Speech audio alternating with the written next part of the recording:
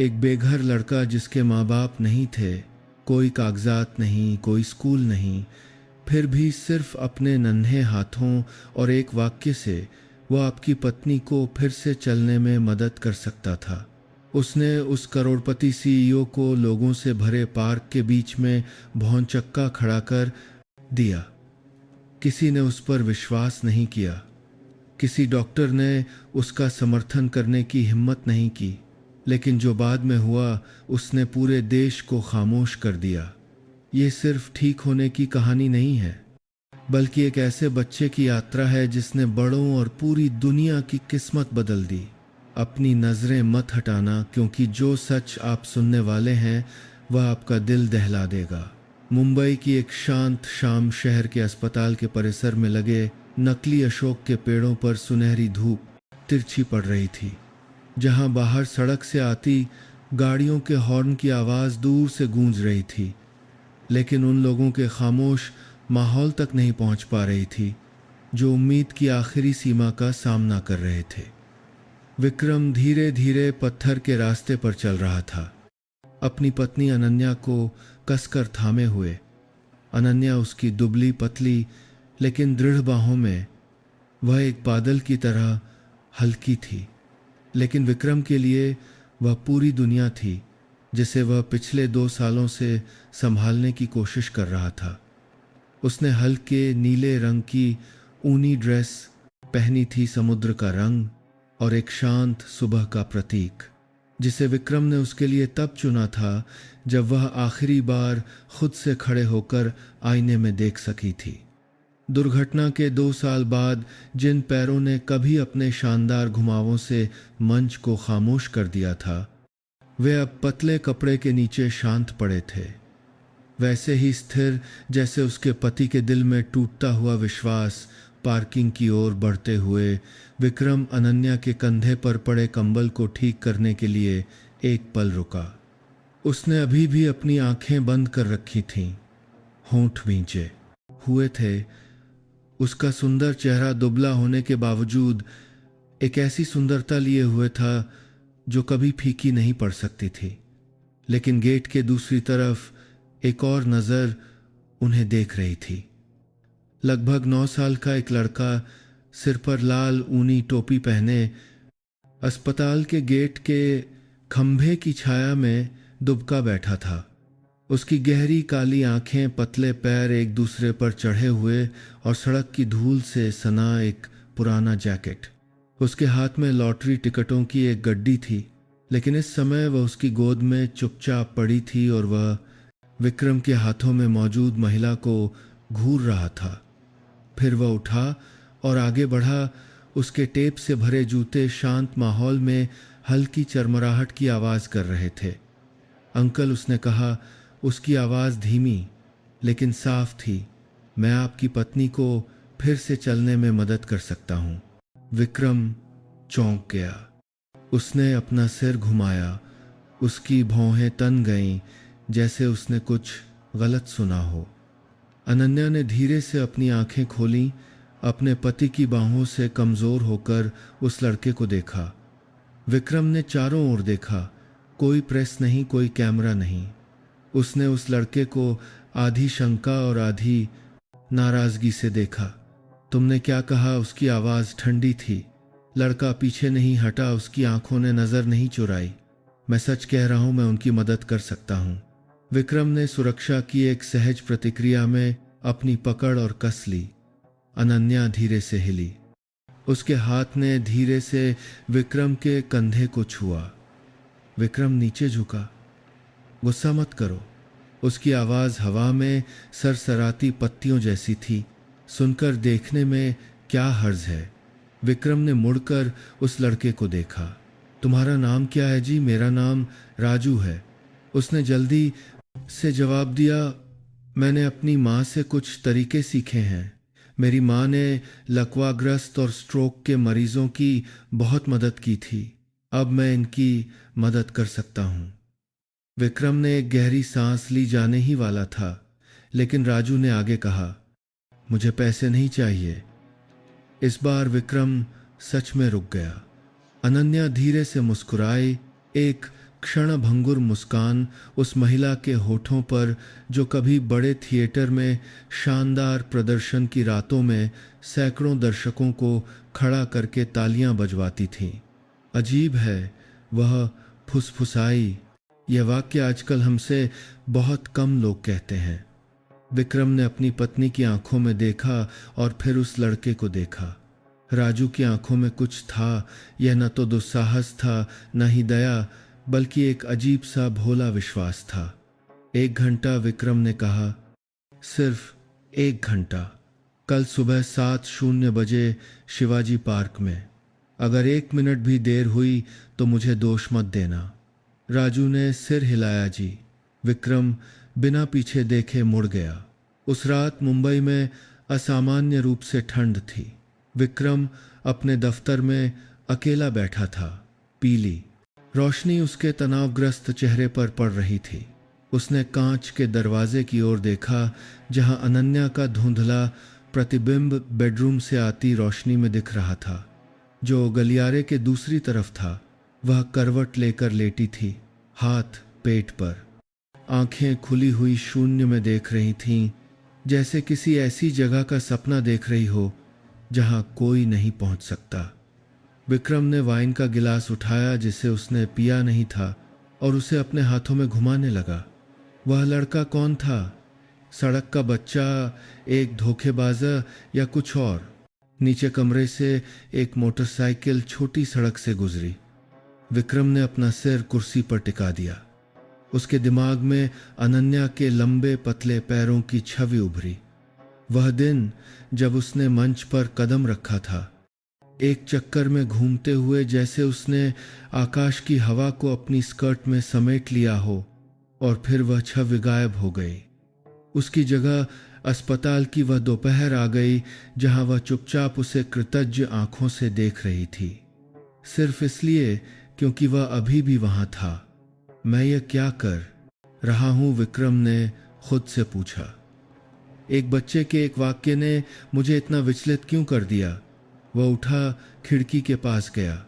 बाहर शहर अभी भी रोशन था, लेकिन उसके दिल में कुछ धुंधला सा अभी अभी उभरा था। शायद यह सिर्फ एक कोशिश थी। कल सुबह 1 घंटा, और अगर कुछ नहीं बदला तो वह उस लड़के को भूल जाएगा, जैसे उसने कई अन्य भ्रमों को भुला दिया था। लेकिन अगर कुछ सच में हो गया, तो उसने एक तरकीन विचार को दूर करने के लिए धीरे से अपना सिर हिलाया। फिर वह मुड़ा और बत्ती बुझा दी। रात शांत थी, लेकिन कहीं मन में बची कमजोर रोशनी की किरणों के बीच एक आवाज फिर से गूंजी, अंकल, मैं आपकी पत्नी को फिर से चलने में मदद कर सकता हूं। और विक्रम ने कई महीनों में पहली बार उसे तुरंत खारिज नहीं किया। अभी सुबह हुई थी, पत्तों पर अभी भी ओस की बूंदें थीं। शिवाजी पार्क एक धुंधली, शांत और सौम्य रोशनी में डूबा हुआ था, जैसे सांस रोके हुए हो। हवा इमली के पेड़ों से गुजरती काई से ढकी ईंटों के फर्श पर धीरे से बहती।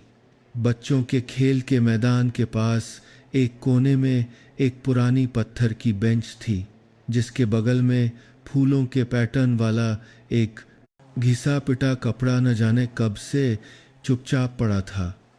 राजू किसी के जागने से पहले ही आ गया था। वह पुराने कपड़े पर पालथी मारकर बैठा था।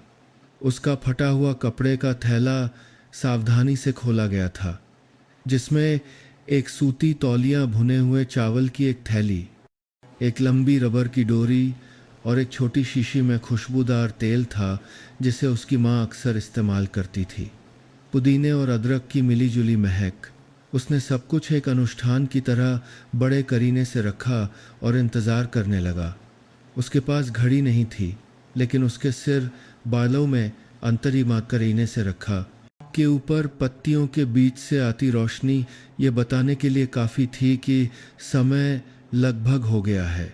जानी पहचानी काली कार सड़क के किनारे आकर रुकी। विक्रम पहले नीचे उतरा, पीछे का दरवाज़ा खोला और धीरे से अपनी पत्नी को बाहर निकाला।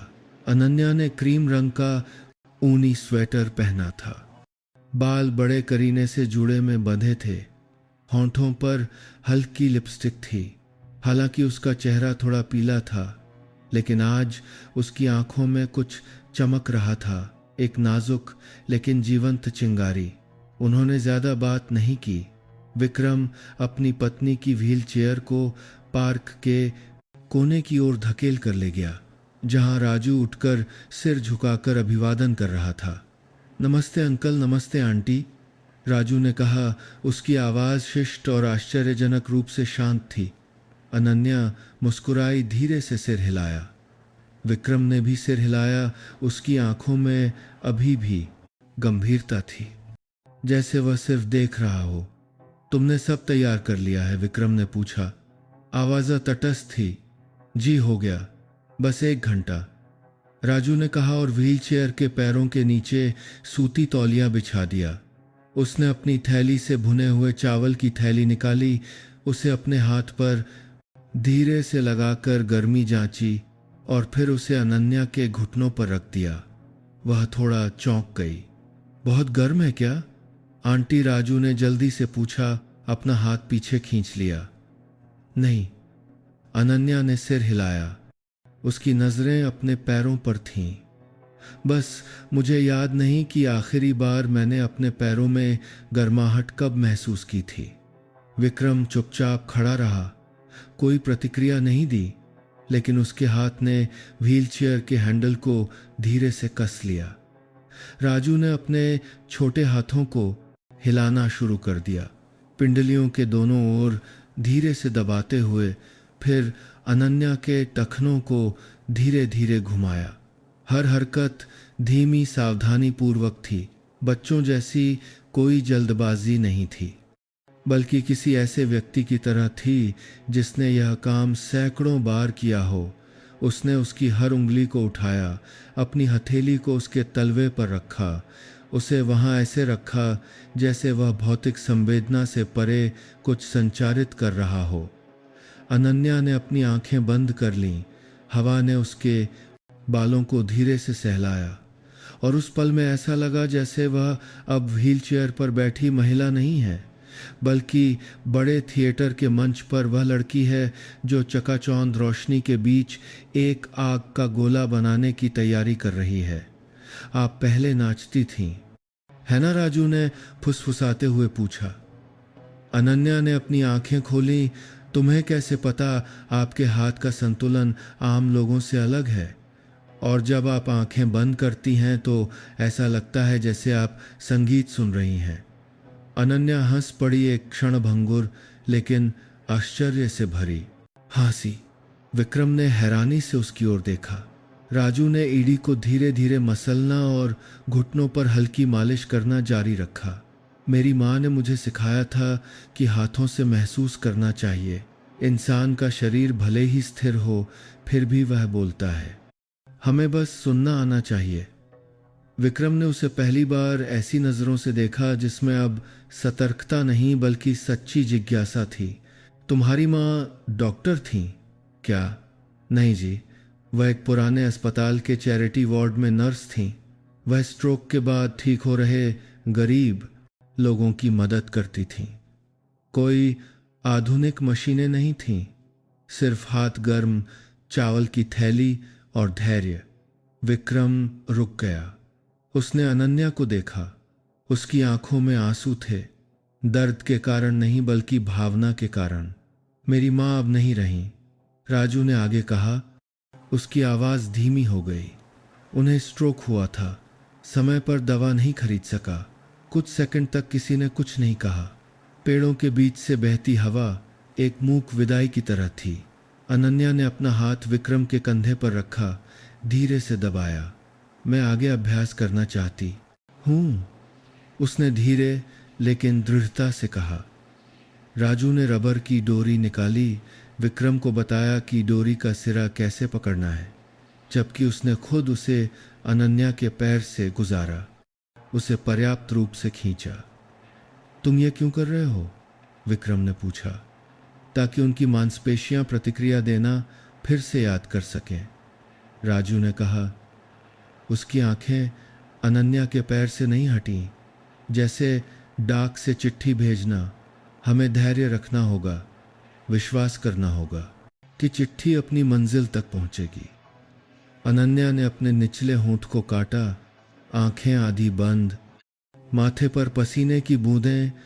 विक्रम ने झुककर अपने रुमाल से उसे पूछा, आप कल्पना कर सकती हैं कि आप कूल्हे से पैर की उंगलियों तक संकेत भेज रही हैं? राजू ने धीरे धीरे कहा, धीरे धीरे, कोई जोर नहीं, बस सोचो, बस विश्वास करो कि यह हो सकता है। और फिर एक छोटी सी हरकत, बहुत छोटी, पैर का अंगूठा धीरे से सिकुड़ा, 1 मिलीमीटर से भी कम, लेकिन यह साफ था। आपने देखा? अनन्या ने फुसफुसाया। आश्चर्य से उसका चेहरा पीला पड़ गया। मैंने अभी अभी इसे महसूस किया। विक्रम ने सिर हिलाया। उसका गला रुध गया। वह कुछ नहीं कह सका। राजू ने कोई खुशी नहीं जताई। उसने बस ऊपर देखकर उन्हें एक छोटी सी मुस्कान दी। कोई भव्यता नहीं, क्योंकि उसके लिए वह हरकत ही जीत थी। जब अभ्यास समाप्त हुआ, राजू ने अपना सामान सावधानी से समेटा, हर हरकत एक अनुष्ठान की तरह। विक्रम ने उस लड़के को देखा, पहली बार जुदोंग रूप से बोला, कल इसी समय इसी जगह। राजू ने सिर हिलाया, मैं पहले आ जाऊंगा। अनन्या ने राजू को देखा। उसकी आवाज पत्तियों के बीच से सरसराती हवा की तरह कोमल थी। धन्यवाद बेटा। राजू ने धीरे से सिर झुकाया और फिर मुड़कर पेड़ों के पीछे एक छोटी सी छाया की तरह गायब हो गया। विक्रम और अनन्या चुपचाप बैठे रहे। सूरज निकल आया था। पत्तियों के बीच से छनकर उनके कंधों पर धीरे से पड़ रहा था। विक्रम ने अपना हाथ अपनी पत्नी के हाथ पर रखा। उसने सोचा कि शायद उसे फिर से विश्वास करना शुरू कर देना चाहिए। अनन्या मुस्कुराई, इतनी हल्की कि हवा भी उसे हिला नहीं सकती थी। तो आज सुबह से शुरू करते हैं, उसने कहा, क्योंकि मैंने अभी अभी पहली चिट्ठी भेजी है।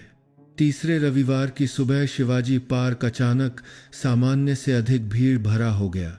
कुछ टहलने वाले चुपचाप किनारे पर रुक गए। कुछ ने अपने जूतों के फीते बांधने का नाटक किया।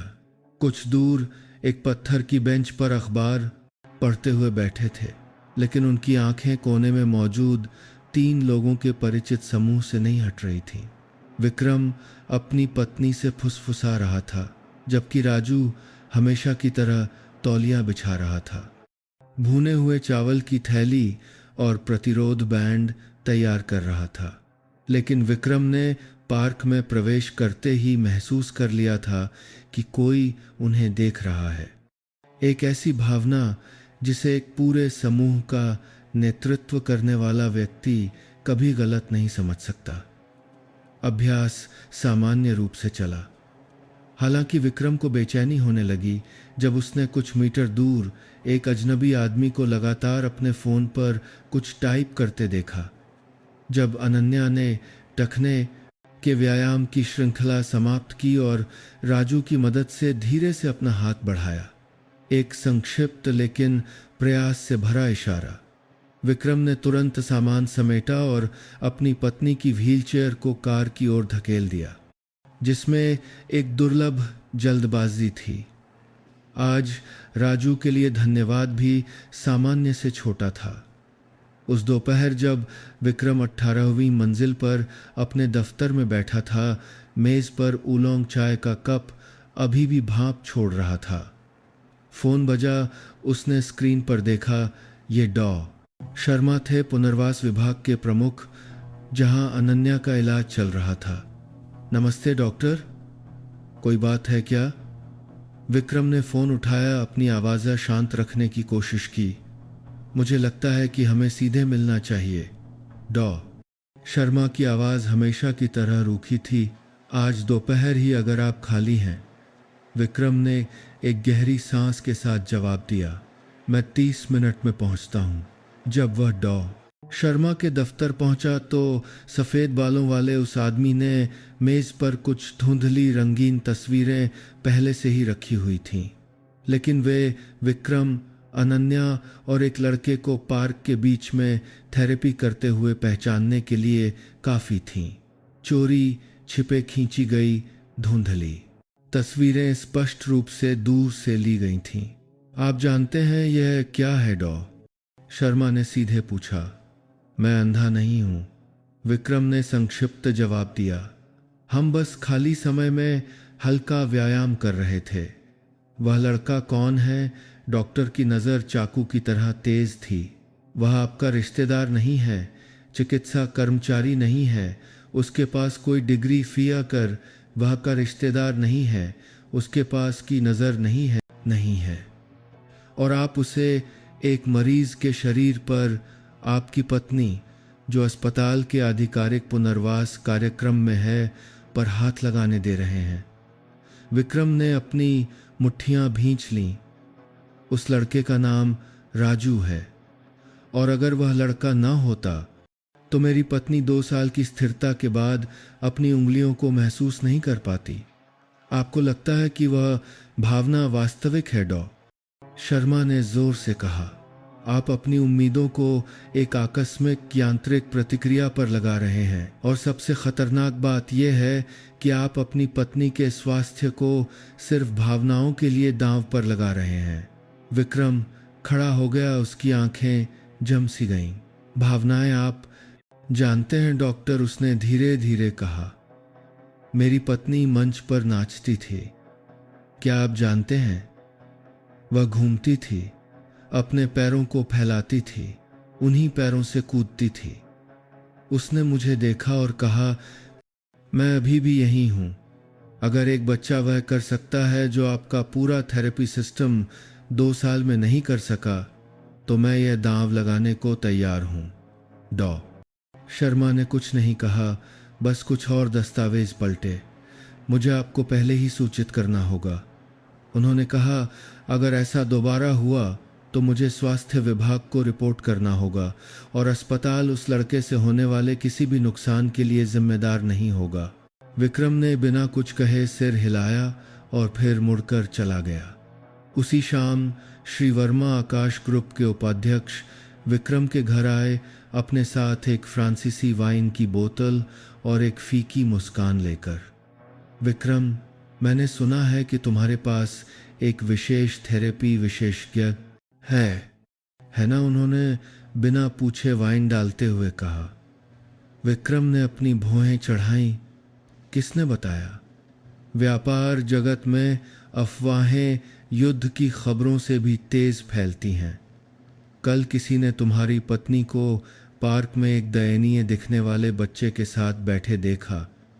तो क्या? श्री वर्मा बैठ गए और वाइन का एक घूंट लिया। तुम पूरी कंपनी का चेहरा हो। अगर मीडिया को पता चला तो वे ये नहीं पूछेंगे कि क्या कोई चमत्कार हुआ है, वे पूछेंगे कि ये सीईओ किस हद तक नियंत्रण खो चुका है। तुम मेरा मतलब समझ रहे हो, है ना? विक्रम चुप रहा। अनन्या ने ऊपर से बातचीत सुनी, धीरे धीरे अपनी व्हील चेयर नीचे ले आई। वह दरवाजे पर रुक गई, उसकी आंखें शांत थीं।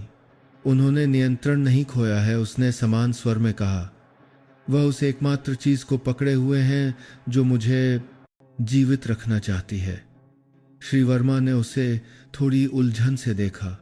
विक्रम ने मुड़कर नहीं देखा, बस धीरे से कहा, अगर कंपनी को एक अधिक सुरक्षित व्यक्ति की आवश्यकता है तो मैं इस्तीफा देने को तैयार हूं। कमरे में हवा एक बरसने वाले बादल की तरह भारी हो गई। श्री वर्मा थोड़ी देर चुप रहे, फिर खड़े होकर वाइन का गिलास मेज पर रख दिया। मैं एक अच्छे सीईओ को भावनात्मक मामले के लिए खोना नहीं चाहता, उन्होंने कहा, लेकिन अगर कभी प्रेस ने इसे उजागर किया तो मैं तुम्हें नहीं बचा पाऊंगा। फिर वह मुड़कर चले गए। कमरे में सिर्फ 2 लोग रह गए। विक्रम अपनी पत्नी के पास बैठ गया और एक गहरी सांस ली। तुम्हें अफसोस है क्या? उसने पूछा। मुझे इस मुसीबत में खींचने के लिए। अनन्या ने सिर हिलाया, उसकी आंखें कोमल थीं। मुझे कभी नहीं लगा कि मैं एक बोझ हूं जब तक मैंने तुम्हें डरते हुए नहीं देखा। विक्रम ने उसे देर तक देखा और फिर उसका हाथ पकड़ लिया। मुझे मुसीबत से डर नहीं लगता, उसने कहा, मुझे सिर्फ उम्मीद खोने से डर लगता है। उस रात राजू अभी भी उनके घर के बरामदे में दुबका बैठा था। वह अंदर नहीं गया, हालांकि विक्रम ने उसके लिए एक छोटा गद्दा तैयार कर दिया था। वह एक पुराने लॉटरी टिकट के पीछे कुछ घसीट रहा था। एक नाचती हुई महिला का चित्र जिसके हाथ एक पक्षी की तरह फैले हुए थे। विक्रम ने दरवाज़ा खोला, बाहर आया और अंदर से आती रोशनी में उसे देखा। अंदर सोने क्यों नहीं गए? राजू ने अपना सिर खुजलाया। मुझे छोटी जगह की आदत है और आपका घर बहुत बड़ा है, अजीब लगता है। विक्रम पास आया, उसके बगल में बैठ गया। हल्की हवा चली जिसमें मिट्टी की नमी और राजू के कपड़े के थैले में बची भुनी हुई चावल की गंध थी। कल भी सही समय पर है ना? विक्रम ने पूछा। राजू ने सिर हिलाया। मैं जल्दी आ जाऊंगा। विक्रम ने सिर हिलाया और फिर धीरे से उस लड़के के कंधे पर हाथ रखा। तुम्हें पता है, उसने कहा, कभी कभी मुझ जैसे बड़ों को भी किसी ऐसे व्यक्ति की ज़रूरत होती है जो हमें एक चमत्कार दे। राजू ने कोई जवाब नहीं दिया, बस धीरे से मुस्कुराया। अगली सुबह पूरा पार्क फिर से किसी ऐसी चीज़ का इंतज़ार कर रहा था जिसे नाम नहीं दिया जा सकता। जैसे वह आदमी जो कभी तर्क से जीता था, अब विश्वास से जीना सीख रहा था। हवा पुराने बरगद के पेड़ों की शाखाओं से सरसरा रही थी। रोशनी पार्क की ईंटों पर बिखरी हुई थी जैसे पुराने कागज़ पर पानी के धब्बे।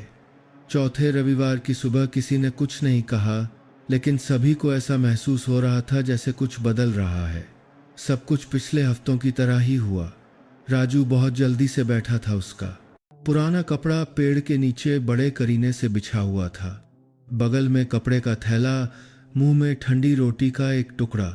लेकिन जब विक्रम की कार किनारे पर रुकी तो कहानी शुरू होने के बाद पहली बार राजू पहले खड़ा हुआ, उन्हें लेने के लिए आगे बढ़ा। विक्रम और अनन्या को आते देख उसकी आंखें चमक उठीं। नमस्ते अंकल, नमस्ते आंटी, उसने हर बार की तरह विनम्रता से कहा, लेकिन उसकी आवाज़ सामान्य से अधिक जीवंत थी। अनन्या ने आज गोल गले का सफ़ेद ऊनी स्वेटर पहना था। बाल हल्के से खुले थे। उसका चेहरा अभी भी पीला था, लेकिन उसकी आंखों में कुछ ऐसा था जैसे एक दीपक जिसे अभी अभी फिर से जलाया गया हो। जब राजू ने उसका हाथ विक्रम से लिया तो उसने भरोसे के साथ धीरे से उस लड़के के कंधे पर सहारा लिया। मैं अभी भी हवा को अपने पैरों पर छूते हुए महसूस कर सकती हूँ, अनन्या ने एक धीमी आवाज में कहा। कल रात मैंने सपना देखा कि मैं फिर से नाच रही हूँ, मंच पर नहीं बल्कि समुद्र तट पर। विक्रम धीरे से हंसा, अपनी पत्नी की व्हील चेयर को पार्क के परिचित कोने में धकेल दिया। वे नकली अशोक के पेड़ के नीचे रुके। सुनहरी धूप अनन्या के बालों पर फिसल रही थी। अभ्यास शुरू हुआ। राजू ने छोटे बर्तन में चावल की थैली गर्म की, जिसे विक्रम ने पिछले हफ्ते से कार की डिक्की में रख दिया था।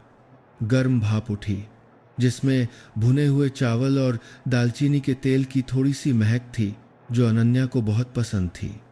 उसने सावधानी से थैली को उसकी जांघ पर रखा और फिर अपने छोटे हाथों से प्रत्येक पिंडली की मालिश की जिसमें पर्याप्त बल था। विक्रम बगल में खड़ा था, उसकी आंखें अपनी पत्नी से नहीं हट रही थीं। राजू ने प्रतिरोध बैंड विक्रम को दिया, सिर हिलाकर इशारा किया। विक्रम झुका, बैंड को अपनी पत्नी के पैर से गुजारा, दोनों सिरों को पकड़ा। उसकी आंखों में थोड़ी हिचकिचाहट थी। यह पहली बार था जब वह सीधे व्यायाम में भाग ले रहा था। जोर से खींचने की जरूरत नहीं है, राजू ने निर्देश दिया। बस इसे मजबूती से पकड़ें ताकि उसकी मांसपेशियों को प्रतिक्रिया देने के लिए एक सहारा मिल सके। विक्रम ने वैसा ही किया। जब अनन्या ने अपने टखने को हिलाने की कोशिश शुरू की तो उसकी आंखें आधी बंद थीं। प्रयास से उसका माथा सिकुड़ गया। राजू ने फुसफुसाया, आप बस कल्पना कीजिए कि आपका पैर एक वाद्य यंत्र का तार है। बस एक छोटी सी ध्वनि बजते ही वह याद कर लेगा। अनन्या ने आगे बढ़ने की कोशिश की, उसके होंठ कसकर भींचे हुए थे। कुछ सेकंड के लिए विक्रम को लगा कि कुछ नहीं हुआ, लेकिन फिर एक बहुत छोटी सी हरकत दिखाई दी। पैर का अंगूठा थोड़ा नीचे झुका, बस थोड़ा सा, लेकिन इतना कि उसका दिल जोर से धड़कने लगा। तुमने देखा? अनन्या ने फुसफुसाया। विक्रम ने सिर हिलाया, लेकिन उसकी आंखें अभी भी उसके पैर पर टिकी थीं, जैसे उसे विश्वास न हो कि उसने जो देखा वह सच था। राजू ने कोई जयकार नहीं की। वह हमेशा की तरह शांत रहा। उसे किसी की तालियों या प्रशंसा की जरूरत नहीं थी। उसे केवल इस बात की परवाह थी कि उसके सामने वाली महिला धीरे धीरे लाचारी की नींद से जाग रही है। अभ्यास हल्की स्ट्रेचिंग एक्सरसाइज के साथ जारी रहा, जांघ से टखने तक मालिश। जब यह समाप्त हुआ तो अनन्या कुर्सी पर झुक गई। एक गहरी सांस ली। उसके माथे पर पसीना हल्का गीला था। आपको कैसा लग रहा है? राजू ने पूछा। जैसे मेरे अंदर का एक हिस्सा 2 साल बाद जागा है, अनन्या ने जवाब दिया। विक्रम बगल में पत्थर की सीढ़ी पर बैठ गया। अपनी पत्नी के माथे से पसीना पोंछने के लिए रूमाल निकाला। उसने उसका हाथ पकड़ा, धीरे से दबाया। कुछ नहीं कहा, बस चुपचाप उसके साथ रहा। अभ्यास के बाद विक्रम ने राजू को नाश्ते के लिए घर बुलाया। यह अब कोई औपचारिक निमंत्रण नहीं था, बल्कि एक सच्चा सुझाव था। लड़का शुरू में हिचकिचाया, लेकिन अनन्या की आंखों ने धीरे से सिर हिलाकर उसे और आश्वस्त किया। ठीक है, मैं थोड़ा खाकर चला जाऊंगा, राजू ने धीरे से कहा। नाश्ता सादा था, सफ़ेद दलिया, नमकीन अंडे और थोड़ी सी मसालेदार मछली। विक्रम ने कम खाया। ज्यादातर राजू को बड़े चाव से खाते हुए देखता रहा, जैसे उसने कभी पेट भर खाना न खाया हो। अनन्या सामने बैठी थी, उसके लिए सोया। दूध का एक गिलास डालते हुए मुस्कुराते हुए कहा, तुम्हें खाते हुए देखकर मुझे अजीब सी खुशी हो रही है। राजू ने अपना सिर खुजलाया और शर्म आकर हंसा। जी, मुझे जल्दी खाने की आदत है। डर लगता है कि दुकान से भगा न दिया जाऊं। अनन्या थोड़ी देर के लिए रुक गई। विक्रम ने पूछा, तुम किसके साथ रहते हो? राजू ने ऊपर देखा, उसकी आंखें गहरी हो गईं। मैं अकेला रहता हूं। माँ के जाने के बाद मैं बांद्रा बाजार के पास एक कार मरम्मत की दुकान के गोदाम में अस्थायी रूप से रहता हूं। अगर मैं सामान साफ करने में मदद करता हूं तो वे मुझे सोने देते हैं। विक्रम चुपचाप बैठा रहा।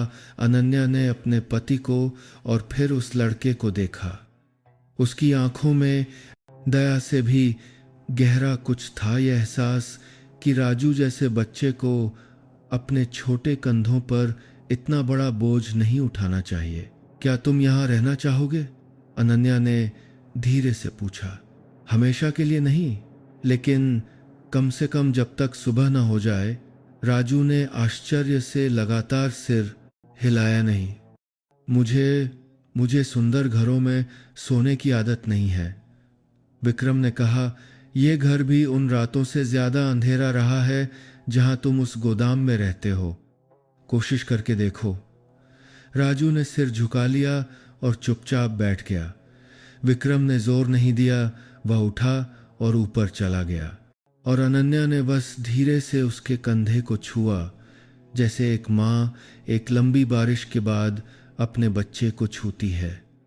अगली सुबह जब विक्रम नीचे आया तो उसने राजू को सोफे पर सिमटे हुए देखा। एक पतला कंबल उसके ऊपर था। उसका सिर उसके फीके कपड़े के थैले पर टिका था। बगल में एक सफेद नोटबुक थी। धुंधली रोशनी में उसने देखा कि राजू ने एक महिला को घास के मैदान के बीच में नाचते हुए चित्रित किया था।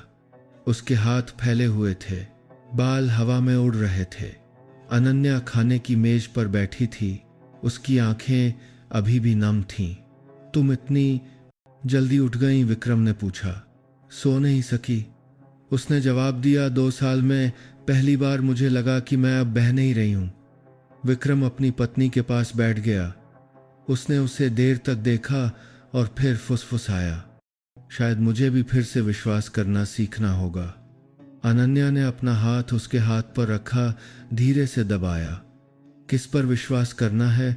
एक ऐसे लड़के पर जिसे लाइसेंस की जरूरत नहीं है, प्रसिद्धि की जरूरत नहीं है, बस एक गर्म चावल की थैली और एक सुनने वाला दिल चाहिए। उस सुबह मुंबई में हल्की धूप थी। आसमान ऊंचा था और हवा एक शांत चीज का संकेत देने वाली हल्की थी। विक्रम खिड़की के पास बैठा था। उसके हाथ में कॉफी का कप न जाने कब ठंडा हो गया। उसने पीछे के बगीचे में देखा, जहां अनन्या बोगनविलिया के नीचे बैठी थी। राजू उसके पैरों के पास घुटने टेके हुए था, प्रत्येक उंगली की सावधानी पूर्वक मालिश कर रहा था, जैसे कि हर छोटी हरकत एक संगीत थी जिसे सही लय में बजाने की जरूरत थी। उन्होंने हर दिन अभ्यास करने की आदत बना ली थी, अब रविवार का इंतजार नहीं करते थे। हर सुबह राजू घर के लोगों से भी पहले उठ जाता था। चावल की थैली गरम करता, तौलिया तैयार करता और फिर अनन्या की व्हील चेयर को पीछे के आंगन में धकेल देता। किसी ने उसे ऐसा करने के लिए नहीं कहा, लेकिन उसने यह एक दुर्लभ धैर्य के साथ किया जो एक 9 साल के बच्चे में कम ही देखने को मिलता है। तुमने ये सब कब सीखा? राजू विक्रम ने पूछा, जब वे तीनों अभ्यास के बाद बरामदे के नीचे आराम कर रहे थे। हवा पत्तियों के बीच से सरसरा रही थी, अपने साथ चमेली के फूलों की हल्की खुशबू ला रही थी। राजू ने ऊपर देखा और अपनी कमीज के पल्ले से माथा पोंछा। जब मैं पहली कक्षा में था, पहली कक्षा, अनन्या हैरान थी। इतनी जल्दी क्यों? मेरी माँ बांद्रा स्टेशन के पास एक छोटे से क्लिनिक में नर्स थीं। राजू ने शुरू किया। उसकी आवाज़ समान थी, लेकिन उसकी आंखें एक भरे हुए गिलास के पानी की तरह छलछला रही थीं। डॉक्टर बहुत कम थे और मरीज बहुत ज़्यादा। माँ को अक्सर वार्ड बॉय का काम भी करना पड़ता था। जब भी वह ग्रामीण इलाकों में चैरिटी मेडिकल कैंप में जाती थीं तो वह मुझे अपने साथ ले जाती थीं। शुरू में मैं सिर्फ टोकरी उठाता था, पानी लाता था, लेकिन माँ मुझे अक्सर सिखाती थीं कि कैसे गर्म सेंक लगानी है, मांसपेशियों की मालिश करनी है, रिफ्लेक्स की जांच करनी है। माँ कहती थीं कि जो हाथ महसूस कर सकते हैं वही हाथ ठीक कर सकते हैं। विक्रम ने अपना कॉफी का कप नीचे रखा, आगे की ओर झुक गया। जब तुम्हारी माँ गुजरी तो तुम कितने साल के थे? राजू थोड़ी देर चुप रहा। उसकी छोटी आंखें नीचे झुक गईं, जैसे कुछ छिपा रहा हो। 7 साल का उसने धीरे से जवाब दिया। माँ को ब्रेन स्ट्रोक हुआ था। उस दिन बारिश हो रही थी। मैं हमेशा की तरह लॉटरी टिकट बेचकर दवा खरीदने जा रहा था, लेकिन माँ ने कहा कि ज़रूरत नहीं है, उन्हें बस थोड़ा चक्कर आ रहा है। शाम को मैंने माँ को फर्श पर औंधे पड़े देखा। उनका चेहरा नीचे था, एक पैर हल्का कांप रहा था। मैंने वही करने की कोशिश की जो माँ ने सिखाया था। गर्म तौलिया लगाया, कनपट्टी पर मालिश की, पैर सीधा किया, लेकिन माँ नहीं उठी। मैंने बहुत आवाज़ें दी, लेकिन पड़ोसियों ने कहा कि अस्पताल दूर है, एम्बुलेंस समय पर नहीं आ पाएगी। माँ आधी रात के करीब चली गईं। राजू की आवाज़ समान थी, लेकिन उसके हाथ ने कमीज का किनारा कसकर पकड़ लिया था। होंठ कांपने से रोकने के लिए भींचे हुए थे। अनन्या खुद को रोक नहीं सकी। उसने अपना हाथ बढ़ाकर उस लड़के का हाथ पकड़ लिया। उसका हाथ कमज़ोर था, लेकिन राजू के हाथ को छूना एक कोमल सांस की तरह था। तुमने वह सब किया जो एक बेटा कर सकता है, उसने धीरे से कहा। तुम्हारी माँ को तुम पर बहुत गर्व होगा। राजू ने धीरे से सिर हिलाया, लेकिन अपना चेहरा ऊपर नहीं उठाया। हवा पत्तियों के बीच से सरसरा रही थी, एक हल्का एहसास ला रही थी, जैसे समय सुनने के लिए रुक गया हो। जब भी मैं किसी को फिर से चलने में मदद करता हूँ तो मुझे ऐसा लगता है जैसे मेरी माँ अभी भी कहीं है, राजू ने आगे कहा। उसकी आवाज़ टूटने लगी थी। मुझे किसी की मान्यता की ज़रूरत नहीं है, मुझे बस वही करना है जो माँ करती थी। विक्रम उठा और घर के अंदर चला गया, अनन्या और राजू को हल्की धूप की छाया में छोड़कर। कुछ मिनट बाद वह एक छोटे लकड़ी के बक्से के साथ वापस आया। उसने ढक्कन खोला। अंदर एक जोड़ी पुराने डांसिंग शूज थे। फीते पीले पड़ गए थे, सोल घिस गए थे। उसने उसे राजू के सामने रख दिया। ये पहली जोड़ी जूते हैं जो अनन्या ने आधिकारिक तौर पर प्रदर्शन करते समय पहने थे। विक्रम ने कहा, मैं इसे एक स्मृति के रूप में रखने वाला था, लेकिन आज मुझे लगता है कि इसका एक नया अर्थ होना चाहिए। राजू ने जूतों को देखा, उसकी आंखें हैरान थीं। ये मेरे पहनने के लिए नहीं है। विक्रम धीरे से हंसा। ये तुम्हारे पहनने के लिए नहीं है, बल्कि तुम्हें ये याद दिलाने के लिए है कि कोई था जो इन पैरों से मंच पर उड़ता था, और अब तुम्हारी वजह से वह फिर से उड़ने वाली है। राजू ने फीके कपड़े को धीरे से छुआ, जैसे उसे फटने का डर हो। उसने उन दोनों पति पत्नी को चमकती आंखों से देखा। मैं कोई वादा नहीं करता, राजू ने कहा, लेकिन मैं रुकूंगा नहीं। उस दोपहर जब अनन्या अपने कमरे में आराम कर रही थी, विक्रम और राजू पीछे के आंगन में बैठे थे। एक टूटे हुए पौधे के गमले को ठीक करते हुए बातें कर रहे थे। सूरज धीरे धीरे घरों के पीछे ढल रहा था। तुम ऐसे ही जीने का इरादा रखते हो? विक्रम ने पूछा। बिना कागजात, बिना स्कूल के। राजू ने कंधे उचकाए। मुझे आदत हो गई है। हर दिन बस कुछ करने को हो, किसी को मदद की जरूरत हो, इतना काफी है। काफी नहीं है राजू, विक्रम ने गहरी आवाज में कहा। लोगों की मदद करने के लिए दिल चाहिए, लेकिन ज्यादा लोगों की मदद करने के लिए ज्ञान भी चाहिए। डिग्री दिखाने के लिए नहीं होती, बल्कि दरवाजे खोलने के लिए होती है, समझिए। राजू ने कुछ नहीं कहा, बस सूखी पत्तियों को तोड़ता रहा। मुझे लगता है कि मैं पढ़ाई में अच्छा नहीं हूं, उसने धीरे से कहा। तुम दूसरों को महसूस करने में अच्छे हो, ये सैकड़ों बड़ों से बेहतर है, विक्रम ने जवाब दिया। तुम्हें बस किसी ऐसे व्यक्ति की जरूरत है जो तुम पर विश्वास करे। राजू ने ऊपर देखा। आप मुझ पर विश्वास करते हैं? विक्रम ने सिर हिलाया। सिर्फ विश्वास ही नहीं, बल्कि मैं अपनी जिंदगी की सबसे बड़ी उम्मीद तुम्हारे हाथों में सौंप रहा हूं। क्या यह काफी बड़ा है? राजू ने कोई जवाब नहीं दिया। लेकिन उस रात जब सब सो गए, विक्रम ने दरवाजे के कैमरे से देखा कि राजू अभी भी चित्र बना रहा है। इस बार एक आदमी एक महिला के पास झुका हुआ था जो चलना सीख रही थी।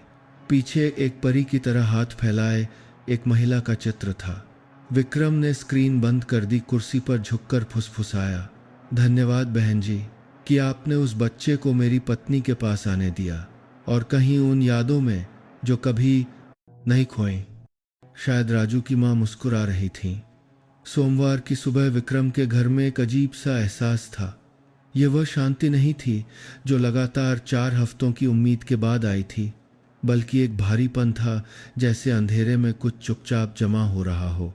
विक्रम कॉफी बनाते हुए अपने फोन की स्क्रीन पर देख रहा था, जहां कई संदेश और ईमेल चमक रहे थे। कानूनी विभाग, संचार विभाग से परिचित नाम, यहाँ तक कि एक पत्रकार भी जो कभी कंपनी के साथ काम कर चुका था। उसने अपनी भौहें सिकोड़ी पहला ईमेल खोला। एक शीर्षक तुरंत उसकी आंखों में चुभ गया। आकाश ग्रुप के सीईओ ने पारंपरिक चिकित्सा को छोड़ा, पत्नी को बिना लाइसेंस वाले नाबालिग से थेरेपी करवाई। वह स्तब्ध खड़ा रह गया, कॉफी का कप कसकर पकड़ लिया और संलग्न पंक्तियों को पढ़ता रहा।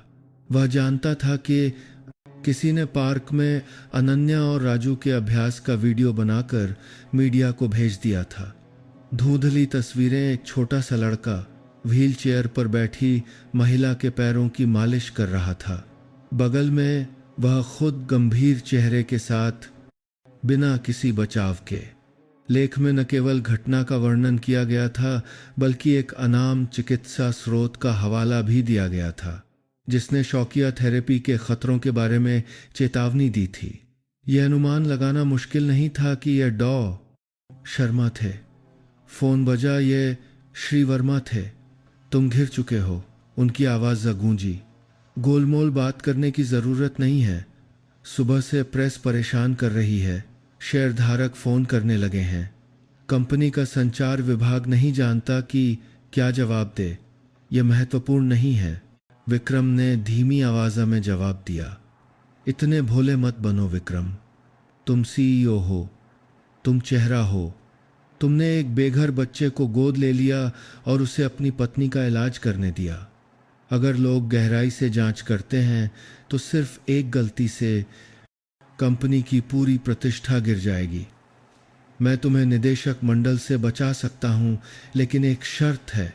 विक्रम ने अपनी आंखें सिकोड़ी। क्या शर्त? इसे खत्म करो। अपनी पत्नी को निगरानी और रिकॉर्ड के साथ मानक पुनर्वास प्रक्रिया में वापस लाओ और उस लड़के को कंपनी से, मीडिया से जितना हो सके दूर रखो। विक्रम कुछ सेकंड चुप रहा, फिर उसने धीरे धीरे कहा, उस लड़के ने मेरी पत्नी को 2 साल की निष्क्रियता के बाद अपने पैरों को फिर से महसूस करने में मदद की है। अगर मुझे एक साफ सुथरी रिपोर्ट और उस महिला के बीच चयन करना है जिसे मैं प्यार करता हूं, तो मैं अनन्या को चुनता हूं। और कुछ कहने की ज़रूरत नहीं है। अगर कार्यकारी बोर्ड बैठक करना चाहता है तो करने दो। मैं किसी से अपने विश्वास के लिए माफ़ी नहीं मांगूंगा। उसने फ़ोन काट दिया, फ़ोन को मेज़ पर रख दिया। जब उसने ऊपर देखा, अनन्या सीढ़ियों पर खड़ी थी, धीरे से रेलिंग पर झुकी हुई। उसने स्पष्ट रूप से नहीं सुना, लेकिन उसकी आंखों ने बहुत कुछ कह दिया था। खबरें? उसने पूछा। झूठी खबरें। विक्रम जबरदस्ती मुस्कुराया। अनन्या धीरे धीरे नीचे उतरी, हर कदम चुपचाप। उसके पैर अभी भी पर्याप्त मजबूत नहीं थे, लेकिन उसकी आंखें दृढ़ थीं। मैं प्रेस से बात कर सकती हूँ। मैं कह सकती हूँ कि राजू ने कुछ भी गलत नहीं किया। मैं स्वेच्छा से थी, इसकी ज़रूरत नहीं है। विक्रम ने जवाब दिया। मैं नहीं चाहता कि तुम्हें किसी की रक्षा के लिए खुद को मजबूत बनाना पड़े। यह काम मैं देख लूँगा। उस दोपहर जब विक्रम कंपनी लौटा तो पूरा दफ्तर खामोश था। कुछ लोगों ने नजरें चुराईं, कुछ ने कांच के पीछे से उसे चुपके से देखा। सभी जानते थे कि कुछ ढहने वाला है। कार्यकारी कक्ष में तुरंत एक आपातकालीन बैठक बुलाई गई। मुख्य शेयरधारक कानूनी और पीआर विभाग के प्रतिनिधियों के साथ मौजूद थे। श्री वर्मा ने अध्यक्षता की, उनकी आवाज़ मुतालन अध्यक्षता की। उनकी आवाज़ हमेशा की तरह शांत थी, लेकिन उनकी आंखों में एक छिपा हुआ नियंत्रण था। हम यहाँ किसी पर आरोप लगाने के लिए नहीं हैं, उन्होंने शुरू किया।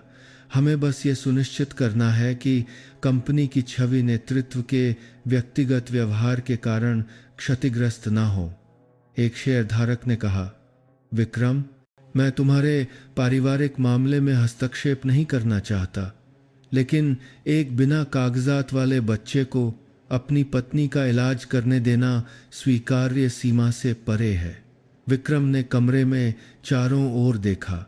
वे चेहरे जो कभी उसके साथ जश्न मनाते थे, अब उसे एक वायरस की तरह देख रहे थे, जिसे नियंत्रित करने की ज़रूरत थी। आप मुझसे पूछते हैं कि मैंने एक बच्चे को अपनी पत्नी का इलाज क्यों करने दिया? विक्रम ने कहा।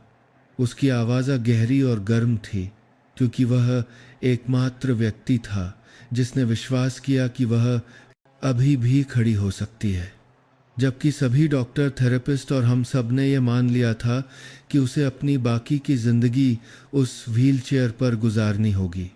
एक भारी खामोशी छा गई। विक्रम ने आगे कहा, मैं पारंपरिक चिकित्सा से इनकार नहीं करता, लेकिन चिकित्सा के पास हमेशा जवाब नहीं होता। कभी कभी यह सिर्फ एक ही बात दोहराती है, माफ कीजिए, कोई प्रगति नहीं है। लेकिन एक लड़के ने वह प्रगति लाई सिर्फ अपने हाथों और एक पूर्ण विश्वास वाले दिल से। श्री वर्मा रुक गए। कुछ कहने शाम अपूर्ण होता है कि वह प्रगति लाई सिर्फ एक ही बात दोहराती है। ही वाले थे लेकिन विक्रम ने हाथ उठाकर उन्हें रोक दिया। अगर आपको लगता है कि मैं कंपनी की छवि को नुकसान पहुंचा रहा हूं, तो मैं इस्तीफा देने को तैयार हूं। लेकिन अगर इस कमरे में कोई ऐसा है जिसके किसी प्रियजन को बीमारी हुई हो, जो कभी निराश हुआ हो, जो किसी ऐसी चीज पर विश्वास करना चाहता हो जिस पर कोई विश्वास करने की हिम्मत नहीं करता, तो आप समझेंगे कि मैंने सही चुनाव किया है। किसी ने और कुछ नहीं कहा। बैठक खामोशी में समाप्त हो गई। उस रात विक्रम देर से घर लौटा। अनन्या सो चुकी थी। राजू लिविंग रूम की रोशनी में एक नए कागज के टुकड़े पर चित्र बना रहा था। विक्रम पास आया और चित्र को देखा। यह 3 लोगों का था। एक आदमी झुका हुआ, एक महिला खड़ी हो रही थी और एक लड़का सहारा देने के लिए अपना हाथ बढ़ा रहा था। तुम क्या बनाने की कोशिश कर रहे हो? विक्रम ने पूछा। मैं एक सपने को फिर से बना रहा हूं, राजू ने धीरे से जवाब दिया। क्या सपना की अनन्या आंटी चल सकती हैं बिना मेरी मानव शक्ति हैं? मदद के सिर्फ आपकी मदद से। विक्रम बैठ गया। धीरे से उसके कंधे पर हाथ रखा। कल शायद कोई तुमसे सवाल पूछने आएगा। तुम्हें कुछ भी जवाब देने की जरूरत नहीं है, ये बड़ों का काम है। राजू ने सिर हिलाया और फिर धीरे से पूछा, क्या मैं एक मुसीबत हूं? विक्रम ने सिर हिलाया। उसकी आंखें कोमल हो गईं। तुम मुसीबत नहीं हो, तुम जवाब हो। बाहर मुंबई अभी भी व्यस्त थी, लेकिन उस छोटे से घर के अंदर एक आदमी ने उस विश्वास की रक्षा के लिए तूफान के बीच खड़े होने का फैसला किया था जिसे कोई पैसा या पद नहीं खरीद सकता था। और वह विश्वास एक छोटे हाथों वाले, टेप लगे जूतों वाले और एक ऐसे दिल वाले लड़के से आया था जिसने कभी किसी को नहीं छोड़ा था। और अब सब कुछ बदलने लगा था। रविवार की सुबह आसमान थोड़ा धुंधला था। हवा में ठंडक थी। शिवाजी पार्क के पेड़ों की छतरी सामान्य से नीची लग रही थी। हवा अब तेज नहीं थी, बल्कि धीरे धीरे बह रही थी। जमीन पर, कपड़ों के कंधों पर और उन लोगों के चेहरों पर जो एक विशेष सुबह में कदम रख रहे थे। विक्रम ने पार्क के गेट के सामने कार रोकी। उसने डिक्की खोली और वह बैग निकाला जिसमें तौलिया, भुने हुए चावल और गर्म पानी की बोतल थी जिसे उसने सुबह ही तैयार कर लिया था। इस बार उसने राजू के पहले आने का इंतजार नहीं किया। वह खुद पहल करना चाहता था, शुरुआत करने वाला बनना चाहता था। और वह अकेला नहीं आया था। अनन्या सहायक चालक की सीट पर बैठी थी। उसने खुद दरवाज़ा खोला। विक्रम की मदद का इंतजार नहीं किया। उसने घूमकर अपने पैर जमीन पर रखे। हालांकि वह खुद खड़ी नहीं हो सकती थी, फिर भी वह हर छोटा काम करने पर जोर दे रही थी, जैसे एक मूक घोषणा कि वह दुनिया में वापस आ रही है। राजू वहां था। पुराने अशोक के पेड़ के नीचे परिचित बिछा हुआ कपड़ा पहले से ही फैला हुआ था। बगल में उसकी ड्राइंग बुक अधूरी खुली पड़ी थी। उसने उन्हें दूर से देखा, लेकिन हाथ नहीं हिलाया या जोर से नहीं बुलाया। वह बस खड़ा हो गया, धीरे से सिर झुकाकर अभिवादन किया, जैसे एक छात्र अपने शिक्षक का अपनी विशेष कक्षा में स्वागत कर रहा हो। विक्रम ने अनन्या की व्हीलचेयर को पास धकेला। उन्हें अब अभिवादन की जरूरत नहीं थी। हर बार जब वे तीनों मिलते थे तो ऐसा लगता था कि सिर्फ एक नज़र ही यह समझने के लिए काफ़ी थी कि आज एक महत्वपूर्ण दिन है। राजू ने परिचित वार्म अप शुरू किया। उसके गर्मद थे। स्थिर हाथ धीरे से अनन्या के घुटनों पर रखे गए। मालिश की हरकतें नियमित रूप से की गईं, स्ट्रेचिंग के साथ तालमेल बिठाते हुए, जिसे विक्रम कई हफ्तों के बाद याद कर चुका था। वह अब पहले की तरह खड़ा होकर नहीं देखता था।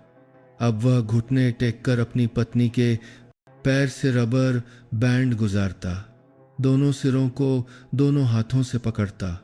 उसकी आंखें एक सैनिक की तरह केंद्रित थीं जो अपने विश्वास की रक्षा कर रहा हो। आप कल्पना करने की कोशिश करें जैसे आप मेकअप की कुर्सी पर बैठी हैं, मंच पर जाने की तैयारी कर रही हैं। राजू ने कहा। उसकी आवाज़ समान थी, उसकी आंखें कोमल हो गईं। कमर से जांघ तक संकेत भेजें, फिर घुटने तक, फिर टखने तक और अंत में पैर की उंगलियों तक। अनन्या ने अपनी आंखें बंद कर लीं। विक्रम ने देखा कि उसकी हाथ की नसें हल्की तन गईं। सांस उसकी छाती में रुक गई। सब कुछ जैसे सांस रोके हुए था। और फिर पैर का अंगूठा सिकुड़ गया। सिर्फ इतना ही नहीं, पूरा पैर थोड़ा हिला, बस थोड़ा सा, लेकिन स्पष्ट रूप से। अनन्या ने अपनी आंखें खोलीं, एक गहरी सांस ली। उसका मुंह खुला रह गया, जैसे उसे विश्वास न हो। मैं अभी अभी हिली, उसने कहा, और फिर विक्रम को देखा। उसकी आंखें नम थीं। तुमने देखा?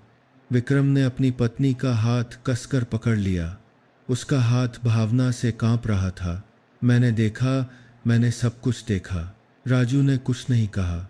वह बस पीछे हट गया, एक तरफ बैठ गया, जैसे वह उस पवित्र क्षण को बाधित नहीं करना चाहता हो।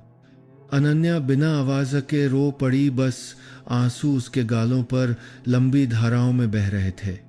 विक्रम ने झुककर उसे गले लगा लिया। उसकी बाहों में वह कांप रही थी, ठंड के कारण नहीं, बल्कि 2 साल में पहली बार उसने महसूस किया कि उसका शरीर वास्तव में फिर से जी रहा है। पास में टहल रही एक महिला रुकी, चुपचाप कुछ मीटर दूर व्हीलचेयर पर बैठे एक लड़के को देखा, धीरे से सिर झुकाया।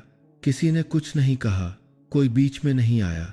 वे बस एक चमत्कार के गवाह के रूप में चुपचाप खड़े रहे।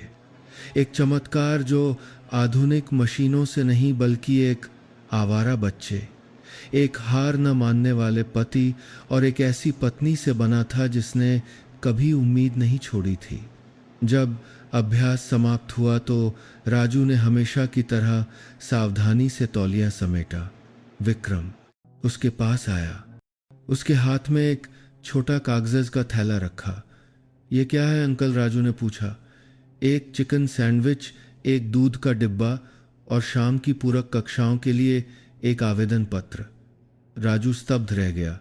उसने ऊपर देखा और हकलाया, मुझे पढ़ने की ज़रूरत नहीं है। मैं बस लोगों की मदद करना चाहता हूँ। विक्रम ने उसे बीच में ही रोक दिया। और अधिक लोगों की मदद करने के लिए तुम्हें ज्ञान की ज़रूरत है। तुम्हें लाइसेंस, प्रमाण पत्र, डिग्री की ज़रूरत है। तुम सिर्फ एक गर्म हाथों वाला आवारा लड़का नहीं रह सकते। तुम्हें एक असली चिकित्सक बनना होगा। राजू ने सिर झुका लिया और कुछ नहीं कहा, लेकिन उसने इनकार नहीं किया। उसने कागज़ के थैले को अपनी छाती से लगा लिया, जैसे वह एक भोजन से भी बड़ी किसी चीज़ को गले लगा रहा हो। उस रात जब अनन्या एक कुर्सी पर किताब पढ़ रही थी, विक्रम फर्श पर बैठा था। अपनी पत्नी के पैरों पर झुका हुआ, उसका सिर उसके घुटनों पर टिका था। उसने धीरे से उसके टखने को सहलाया, जो अब पहले की तरह ठंडा नहीं था। कल मैं थोड़ी देर के लिए दफ्तर जाऊंगा, उसने कहा। फिर से बैठक नहीं। मैं बस उन लोगों को धन्यवाद देने जाना चाहता हूं जिन्होंने मेरा विरोध किया था। उनकी वजह से ही मुझे पता चला कि मैं तुमसे कितना प्यार करता हूं। अनन्या हंस पड़ी, अपना सिर नीचे झुकाकर अपने पति के कंधे पर हाथ रखा। मेरी तरफ से भी उन्हें धन्यवाद कहना, उसने कहा। घर के एक और कोने में राजू एक छोटे गद्दे पर बैठा था।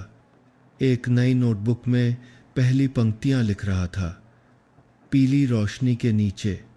उसकी लिखावट अभी भी कांप रही थी, लेकिन स्थिर थी। मैं पढ़ना चाहता हूं ताकि लोगों को खड़ा होने में मदद कर सकूं, जैसे मां ने किया था। विक्रम दरवाजे के बाहर चुपचाप देख रहा था। वह अंदर नहीं गया। उसने बस उसे वैसे ही रहने दिया और फिर मुड़ गया। कुछ दिनों बाद वह लड़का जो कभी फुटपाथ पर लॉटरी टिकट बेचता था, बड़े छात्रों के बीच लाइन में खड़ा था। हाथ में किताबें, बाल बड़े करीने से संवारे हुए, साफ सुथरे कपड़े। कोई उसका अतीत नहीं जानता था, लेकिन हर कोई उसकी आंखों में कुछ स्थिर और कोमल देख सकता था। और मुंबई के किसी पार्क में एक परिचित पेड़ की छाया के नीचे एक महिला अपने पति की मदद से अपने घुटनों को मोड़ने का अभ्यास कर रही थी। कोई कैमरा नहीं, कोई तालियां नहीं, बस हवा की आवाज और सांस की लय और कुछ जो धीरे धीरे फिर से जी रहा था। 8वीं रविवार की सुबह शिवाजी पार्क एक नए माहौल में रंगा हुआ था। हवा ठंडी थी, पेड़ हरे थे और कदम धीमे लग रहे थे, जैसे कोई उस विशेष क्षण को पकड़ने की कोशिश कर रहा हो जो करीब आ रहा था। विक्रम ने अपनी कार उसी जगह खड़ी की, डिक्की खोली, उसने परिचित बैग निकाला। लेकिन इस बार इसमें सिर्फ चावल की थैली और तौलिया ही नहीं था, बल्कि एक छोटा प्लास्टिक का डिब्बा भी था जिसमें नए खरीदे गए प्रतिरोध बैंड भरे हुए थे, बड़े करीने से और रंगीन। राजू ने सुझाव दिया था कि अगर और लोग हों तो हमें और उपकरण तैयार करने चाहिए, और लोग यही आज सुबह का सबसे बड़ा अंतर था। हमेशा की तरह सिर्फ 3 लोग नहीं थे। परिचित अशोक के पेड़ की छाया के नीचे के क्षेत्र में अब 2 और परिवार थे। एक लगभग 9 साल की लड़की जिसका दाहिना हाथ हल्के स्ट्रोक की जटिलताओं के बाद सिकुड़ गया था, व्हीलचेयर पर बैठी थी और उसकी आंखें उत्सुकता से बड़ी थीं। बगल में एक युवा माँ थी, उसकी आंखें गहरी धांसी हुई थीं, लेकिन उम्मीद से चमक रही थीं। थोड़ी दूर पर एक दुबला पतला लड़का बैसाखी के सहारे चलना सीख रहा था। उसके पिता ने उसकी पीठ को कसकर पकड़ रखा था, जैसे उसे गिरने का डर हो। राजू जल्दी आ गया था। उसने हमेशा से ज्यादा मेका क्या था कि मकर में दोमे के क्या क्या तौलिए बिछाए थे। वह चिंतित या घबराया हुआ नहीं लग रहा था। उसने बस हर हरकत को सावधानी से किया, जैसे उसने यह काम सैकड़ों बार किया हो। विक्रम ने अनन्या की व्हीलचेयर को पास धकेला। उसने देखा कि दूसरे बच्चों को देखकर उसकी आंखें चमक उठीं। हम अब कोई छोटी कहानी रहे, अनन्या ने धीरे से कहा।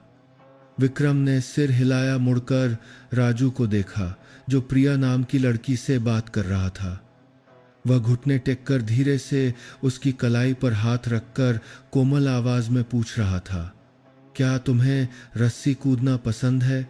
प्रिया ने सिर हिलाया। उसकी आंखें चमक उठीं। मुझे बहुत याद आती है। राजू मुस्कुराया और फिर एक नीले रंग की रस्सी की ओर इशारा किया। तो आज हम अभ्यास करेंगे ताकि तुम जल्द ही फिर से रस्सी कूद सको। ठीक है, बच्चे ने और जोर से सिर हिलाया, जैसे कि वह शब्द ही अस्पताल में ठंडे इलाजों के बदले में काफी था। इस बीच विक्रम ने अनन्या को एक पत्थर की बेंच पर बैठने में मदद की। उसने तुरंत अभ्यास में भाग नहीं लिया, बस बैठकर देखती रही।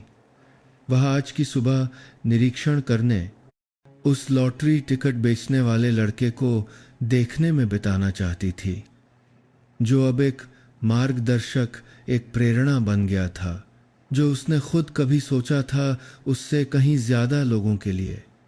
राजू 3 बिंदुओं के बीच घूम रहा था, प्रिया, अर्जुन नाम का लड़का और एक बूढ़ा आदमी जो दूर से देख रहा था। हाथ में कॉफी का कप था। कोई नहीं जानता था कि वो कौन था, लेकिन उसकी आंखें उस लड़के को शुरू से अंत तक बड़ी जिज्ञासा और कुछ हद तक भावना के साथ देख रही थीं। राजू सच में अपनी माँ जैसा है, अनन्या ने धीरे से कहा जब विक्रम उसके बगल में बैठ गया। जिस तरह से वह पूछता है, जिस तरह से वह दूसरों को छूता है, जैसे वह उनके शरीर की हर कोशिका से कह रहा हो, मुझे विश्वास है कि तुम फिर से जी उठोगे। विक्रम ने कोई जवाब नहीं दिया, बस अपनी पत्नी का हाथ पकड़ लिया। उस पल में वह समझ गया कि अनन्या जो महसूस कर रही थी वह अब सिर्फ उनके लिए एक चमत्कार नहीं था, यह कुछ बड़ा था। विश्वास की एक छोटी सी लहर धीरे धीरे फैल रही थी, और इसकी शुरुआत एक ऐसे बच्चे से हुई थी जिसके पास एक हार न मानने वाले दिल के अलावा कुछ नहीं था। राजू ने प्रिया की मां को एक टेनिस बॉल दी, उसे यह सिखाते हुए कि रिफ्लेक्स संवेदना को उत्तेजित करने के लिए इसे कैसे घुमाना है। अर्जुन के पिता को उसने सिखाया कि निष्क्रियता के बाद मांसपेशियों को जगाने के लिए गर्म तौलिए का उपयोग कैसे करें। वह एक डॉक्टर की तरह नहीं सिखा रहा था, वह बस उन चीज़ों को बता रहा था जो उसकी माँ उसके साथ करती थीं जब वह जीवित थीं। लेकिन हर वाक्य, हर हरकत में अनुभव, सावधानी और ईमानदारी थी। थोड़ी देर बाद राजू अनन्या के पास वापस आया। आज आप अभ्यास नहीं कर रही हैं? उसने पूछा। अनन्या मुस्कुराई और सिर हिलाया। मैं तुम्हें अपनी जगह यह करते हुए देखना चाहती हूँ। राजू ने मुंह बनाया। मैं आपकी जगह कैसे ले सकता हूँ? नाचने के लिए नहीं, बल्कि दूसरों को खड़ा होने में नेतृत्व करने के लिए। राजू ने प्रिया की ओर और फिर अर्जुन की ओर देखा। उसने थोड़ा शर्मिंदा होकर सिर झुकाया और फिर धीरे से कहा, इतना कि अनन्या और विक्रम सुन सकें। वे मुझ पर विश्वास करते हैं क्योंकि मैं पहले उन पर विश्वास करता हूं। इस वाक्य ने दोनों पति पत्नी को चुप करा दिया। विक्रम ने अनन्या की ओर मुड़कर दोहराया, मैं पहले उन पर विश्वास करता हूं। यह किसी बहुत बड़े व्यक्ति के वाक्य जैसा लगता है। अनन्या ने अपने पति का हाथ कसकर पकड़ लिया। तो वह लड़का भी अपनी उम्र से बहुत बड़ा हो गया है। सुबह तब समाप्त हुई जब सब लोग एक साथ बिछे हुए तौलिए पर बैठ गए और विक्रम द्वारा खरीदी गई रोटियों को साझा किया। किसी ने ज्यादा बात नहीं की, बस हल्की हंसी, समान सांसें और एक दूसरे को देखने वाली आंखें थीं, जैसे वे एक मूक लड़ाई से एक साथ निकले हों। जाने से पहले प्रिया की मां ने उसका हाथ पकड़ा। उसकी आंखों में आंसू थे। तुम मेरी उम्मीद हो। राजू ने कोई जवाब नहीं दिया। उसने बस धीरे से सिर हिलाया और फिर अपना सामान समेटने चला गया। लेकिन उस समय उसकी आंखें अजीब तरह से चमक रही थीं, जैसे आगे कुछ बड़ा इंतजार कर रहा हो। उस रात विक्रम के घर पर जब वे तीनों लिविंग रूम में एक साथ बैठे थे, विक्रम ने एक फाइल निकाली। तुम्हें पता है ये क्या है? उसने राजू से पूछा। राजू ने सिर हिलाया। ये उन लोगों के लिए भौतिक चिकित्सा का अभ्यास करने के लिए, लाइसेंस के लिए आवेदन करने के लिए दस्तावेज़ है जिनके पास औपचारिक योग्यता नहीं है। अगर तुम सहमत हो तो हम तुम्हें रेड क्रॉस के एक विशेष अध्ययन कार्यक्रम में भाग लेने के लिए आवेदन करेंगे। मेरे वहाँ दोस्त हैं, वे मदद करने को तैयार हैं। राजू ने आश्चर्य से ऊपर देखा। मुझे अनुमति है प्यार करना, जानने वाले किसी को भी ठीक करना सीखने से कोई नहीं रोकता। विक्रम ने जवाब दिया, तुम्हें दूसरों से बेहतर होने की जरूरत नहीं है, बस रुकना नहीं है। अनन्या पास आई, राजू के कंधे पर हाथ रखा। और कल हम फिर से पार्क जाएंगे, है ना? उसने कहा। राजू ने दोनों को देखा और फिर धीरे से कहा। उसकी आवाज छोटी लेकिन दृढ़ थी, आपको अब मेरी जरूरत नहीं है, लेकिन दूसरों को है। विक्रम ने उस लड़के के कंधे को धीरे से दबाया। हमें एक दूसरे की जरूरत है राजू, और कल तुम किसी को खड़ा होना सिखाओगे और मैं पीछे हटना सीखूंगा। अनन्या मुस्कुराई और मैं आगे बढ़ना शुरू करूंगी। बाहर छत पर हल्की बारिश हो रही थी। उस घर के अंदर विश्वास अब कोई नाजुक चीज नहीं थी। इसका एक रूप था, एक नाम था, और ये धीरे धीरे उन लोगों के एक समुदाय के धीमे लेकिन निश्चित कदमों से बढ़ रहा था, जिन्होंने कभी सोचा था कि वे गिर चुके हैं। ये सब सिर्फ एक छोटे हाथों वाले और एक अथक दिल वाले लड़के की वजह से हुआ था। 9वें रविवार की सुबह एक ऐसे अनुष्ठान की तरह शुरू हुई जो अब एक परंपरा बन चुकी थी। विक्रम ने सावधानी से उपकरणों का बैग तैयार किया, साफ तौलिए रखे, थर्मस में पानी भरा और छोटी टेनिस गेंदों के बगल में 2 नई प्रतिरोध बैंड की जोड़ी रखी। उसने अपनी शर्ट का बटन लगाया और फिर अपनी पत्नी को देखा जो आईने के सामने बैठी थी। अनन्या ने नीले रंग का ऊनी स्वेटर, क्रीम रंग की लंबी पैंट और सफ़ेद स्पोर्ट्स शूज़ पहने थे। 2 साल में पहली बार उसने अपने स्थिर पैरों को छिपाने वाली चौड़ी स्कर्ट के बजाय जानबूझकर पैंट चुनी थी। बाल ऊंचे जूड़े में बड़े करीने से बंधे थे। उसकी आंखें शांत थीं, लेकिन अब पहले की तरह खोई हुई नहीं थीं। उनमें कुछ दृढ़ था, एक आग जो बहुत लंबे समय से सुलग रही थी, अब जलने का इंतजार कर रही थी। तुम तैयार हो? विक्रम ने पूछा। उसकी आवाज़ गहरी और गर्म थी। अनन्या ने मुड़कर एक भरोसे भरी मुस्कान दी। मैं चलने के लिए ही पैदा हुई हूँ विक्रम, आज मैं चलूंगी। व्हीलचेयर घर के गेट से निकली उन परिचित सड़कों से गुजरी जिन्हें अनन्या ने पिछले 2 सालों में सिर्फ खिड़की से देखा था। आज उसे अलग महसूस हो रहा था, इसलिए नहीं कि नज़ारा बदल गया था, बल्कि इसलिए कि वह खुद के रूप में वापस आ रही थी। यादों में जीने वाली छाया नहीं। शिवाजी पार्क में, जहां पुराने अशोक के पेड़ की छाया कोमलता से पड़ रही थी, राजू पहले से ही इंतजार कर रहा था। वह अब पहले दिन का डरपोक बच्चा नहीं था। आज उसने एक सफ़ेद शर्ट, गहरे नीले रंग की पैंट और साफ किए हुए स्पोर्ट्स शूज़ पहने थे। हालांकि उन पर अभी भी कुछ पुराने टेप के निशान थे, लेकिन उसकी आंखें उज्जवल थीं, सुबह की धूप की तरह चमक रही थीं। पहले से ज़्यादा लोग थे जो परिवार पहले आए थे, वे अब वापस आए थे। अपने दोस्तों रिश्तेदारों को साथ लाए थे।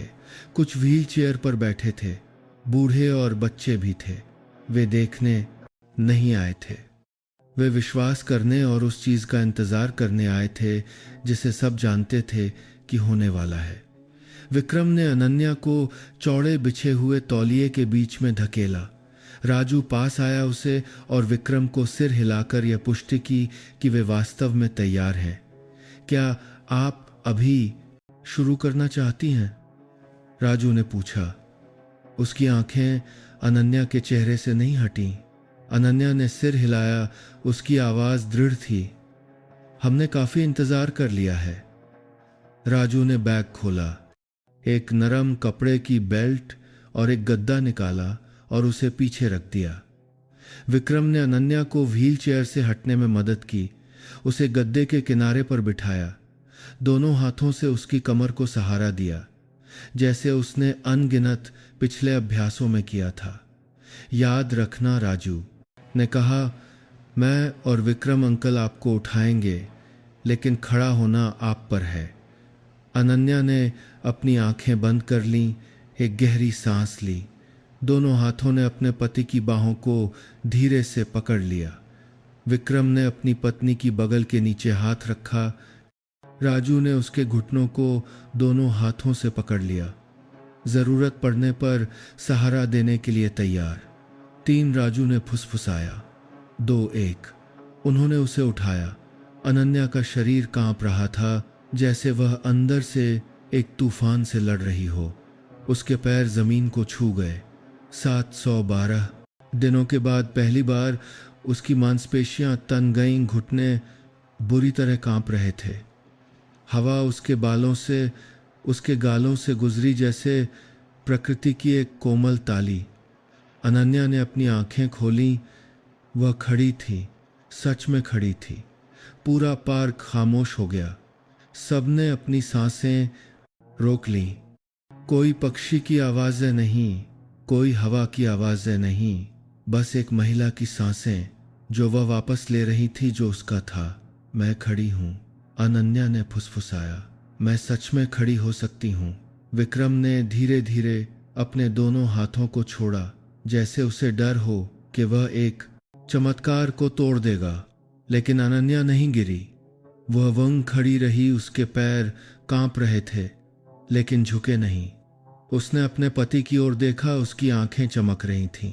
फिर उसने एक कदम उठाया, दूसरा कदम, तीसरा कदम रुक गई, घुटने लड़खड़ाए, लेकिन विक्रम वहां था। उसे पकड़ने के लिए दौड़ा, उस कांपते हुए शरीर को अपनी बाहों में भर लिया। मैं हूं, उसने एक रूंधी हुई सांस में कहा। मैं हमेशा यहां हूं। अनन्या ने उसे कसकर गले लगा लिया। आंसू बेकाबू होकर बह निकले। अजनबियों से, प्रिया से, अर्जुन के माता पिता से, उन लोगों से जिन्होंने कभी नहीं सोचा था कि वे उस क्षण के गवाह बनेंगे, तालियां बजने लगीं। राजू पीछे हट गया, भीड़ के पीछे खड़ा हो गया, दोनों हाथ एक दूसरे में उलझे हुए। वह रोया नहीं, जोर से हंसा, बस चुपचाप खड़ा रहा, जैसे उसने अभी अभी एक पवित्र वादा पूरा किया हो। अनन्या ने मुड़कर अपनी आंखों से उस लड़के को खोजा। राजू, उसने बुलाया, यहां आओ। वह धीरे धीरे आगे बढ़ा। तुमने कहा था तुम कोई वादा नहीं करते, याद है? उसने पूछा। राजू ने सिर हिलाया। लेकिन आज तुम्हें कोई वादा करने की जरूरत नहीं है, तुमने वह कर दिखाया है जो कोई नहीं कर सका। राजू ने सिर झुकाकर फुसफुसाया, आपने यह खुद किया है। अनन्या ने सिर हिलाया। कोई नहीं चल सकता अगर कोई यह विश्वास न करे कि वे चल सकते हैं। विक्रम ने राजू को देखा, उसकी आंखें गहरी और गर्म थीं। तुम्हें पता है, जिस दिन मैं तुमसे पहली बार मिला था, मैंने सोचा था कि मैं निराश हूं। अब मुझे एहसास हुआ है कि मैं कभी निराश नहीं था, क्योंकि मैंने कभी हार नहीं मानी थी। राजू एक हल्की लेकिन सच्ची मुस्कान के साथ मुस्कुराया। वह अपनी पुरानी जगह पर वापस चला गया, लेकिन इस बार वह चित्र बनाने नहीं बैठा। वह बस दूसरों को देख रहा था, जैसे कह रहा हो, अब तुम्हारी बारी है। उस रात विक्रम का घर अब ठीक होने के दिनों की खामोश जगह नहीं था। ये जीवन का स्वागत करने वाली जगह थी। अनन्या की हंसी रसोई में गूंजी जब वह अभी भी कांपते हाथों से सलाद मिला रही थी। राजू खाने की मेज पर बैठा था और विक्रम द्वारा तली जा रही मछली के टुकड़ों को गिन रहा था, एक ऐसी डिश जिसे उसने कभी अच्छा नहीं बनाया था। जल गई अंकल, राजू चिल्लाया। मैंने कहा था ना, अनन्या हंसी। अगर मैं बनाती तो ज्यादा सुरक्षित रहता। रात के खाने के बाद उन्होंने सुबह की वीडियो रिकॉर्डिंग को फिर से सुना, जिसे एक राहगीर ने रिकॉर्ड करके भेजा था। कोई रिकॉर्ड करने वाले की पहचान नहीं जानता था, लेकिन क्लिप फैलने लगी थी। अब ये कोई सनसनीखेज वीडियो नहीं था, बस एक पत्नी की छवि थी जो अपने पति की बाहों में खड़ी हो रही थी, और एक लड़के का मूक समर्थन था। विक्रम ने स्क्रीन को देखा और फिर राजू की ओर मुड़ा। तुमने कहा था कि उसे एक डांस पार्टनर की जरूरत होगी, है ना? राजू हंस पड़ा। मैं तो मजाक कर रहा था। तो अब मैं सच कह रहा हूं, तुम्हें डांस सीखना होगा। राजू ने अपनी आंखें गोल कर लीं। लड़के डांस करते हैं। अनन्या पास आई और धीरे से उसके कंधे को छुआ। तो उस लड़के का क्या, जिसने कभी पढ़ना नहीं सीखा था और अब इतने सारे लोगों को खड़ा होना सिखा रहा है, डांस में क्या मुश्किल है?